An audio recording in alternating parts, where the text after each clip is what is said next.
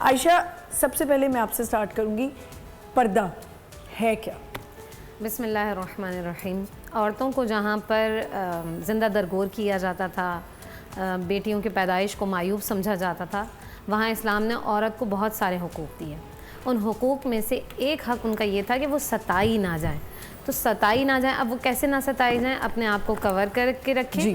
اور یہ معاشرے کے لیے بہتر تھا. اچھا، پردے کے اندر جو سب سے اہم چیز ہے وہ آپ آیات قرآنیہ میں جب پڑھتے ہیں تو وہ بالکل کلیئر لفظوں میں آیا ہے کہ اپنی نگاہوں کو نیچے کر کے رکھو. اچھا مجھے بتائیے کہ جب کوئی شخص چل رہا ہے، جب وہ چل رہا ہوگا تو اگر نظریں نیچے ہی رکھ کے چلے گا تو مجھے بتائیے وہ چل سکتا ہے یا نہیں چل سکتا ہے. اور ظاہر سی بات ہے جس معاشرے میں ہم رہ رہے ہیں وہاں عورتیں بھی ہیں، بچے بھی ہیں، مرد بھی ہیں، تو ظاہر ہے کہ کہیں نہ کہیں نگاہ تو پڑتی ہی ہے.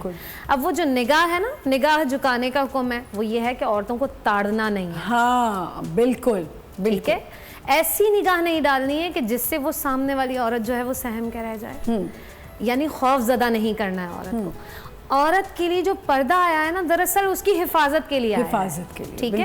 اور اس معاشرے میں چونکہ عورتیں ستائی جاتی تھیں، انہیں تنگ کیا جاتا تھا، ان کو پریشان کیا جاتا تھا. دیکھا ہوگا اپنے قرآن ہے، ہر عظیم کتاب کور کی جاتی ہے، ہر عظیم چیز کو غلاف خانہ کعبہ. اسی طرح سے عورتوں کو حکم یہ ہے کہ وہ اپنی عزت کی عصمت کی حفاظت کریں. ٹھیک ہے. اب ایسا نہیں ہے، اب بہت سارے ہم نے ایسا دیکھے کہ جو حجاب بھی کرنے والی ہیں ان کو بھی نہیں، اور وہ اس طرح کے کام، اگر آپ کی زبان سے کسی کو تکلیف ہوتی ہے، آپ کی ذات سے کسی کو تکلیف ہوتی ہے، آپ کسی کے لیے بہتر نہیں سوچتے ہیں، تو آپ 70 حجابوں میں کیوں نہ ہو. بالکل 70 حجابوں میں کیوں نہ ہو، آپ کا حجاب اس وقت تک قابل قبول نہیں ہوگا جب تک آپ کی رضا خالصتاً اللہ کے لیے نہ ہو. ٹھیک ہے. اب خالصتاً اللہ کے لیے کیسے ہوگی؟ آپ دیکھیں، ہم ایک بات اکثر سنتے ہیں کہ ایک بلی کو قید کرنے والی عورت کو جہنم میں ڈال دیا گیا اور ایک کتے کو پانی پلانے پر اسے بخش دیا گیا. بالکل. اور حالانکہ وہ ایک جو ہے سب جانتے ہیں. بالکل. جی.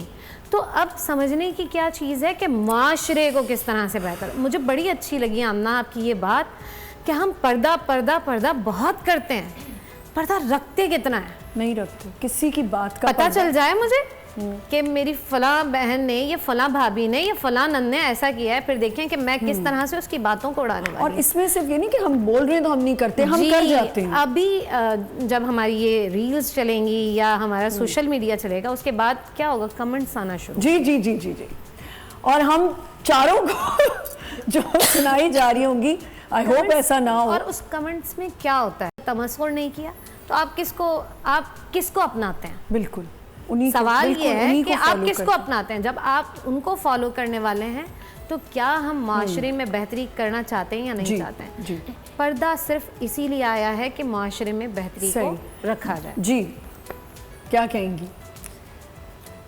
دیکھیے، جس طریقے سے عائشہ نے کافی ڈیٹیل سے بتایا ہے، بیسکلی پردہ عورت کی زینت ہے. مطلب جیسے اگر ہم پہلے یہ بات کرتے ہیں کہ سجنا سنورنا عورت کا حق ہے، اس کے اگر ہم اپنی دین اور مذہب کو لے کے بات کرتے ہیں تو اس کے کچھ رولز اینڈ ریگولیشنس ہیں کہ کتنی لمٹس میں ہونا چاہیے، کس کے سامنے کتنا ہونا چاہیے.